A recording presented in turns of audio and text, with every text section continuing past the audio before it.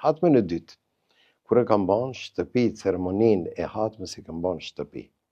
Për arsye se atëherë në vitin 1981-82, komunizmi veç kishë marrë për masat mëdhaja dhe ndjekishin shumë njerëzit politikanë dhe hoxhallarët, edhe u detyrova që ceremoninë ta bëj në shtëpi. Pa u konsultu baba, unë nuk kam ditë këto punë, kam qenë i vegjël. Baba im atëherë e kishte ftu si hoxhallar, hoxhallarët më eminent që ishin në Tetov,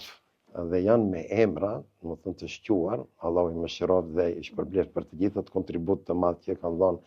për ruajtjen e shpirtit të islamit në trevat e Tetovës. Bëhet fjalë për Molla Garipin, Hafës Abdullahun, Hafës Selmanin nga Reqica e Madhe, dhe legjendën e hafizave, Molla Mahmud Efendi Aslanin,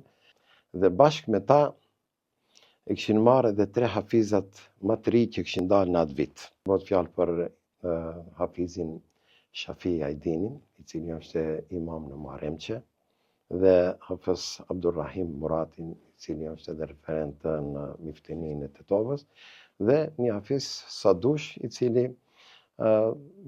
filloi edhe medresen në Siri, por ai e ndroi drejtimin me një fjalë për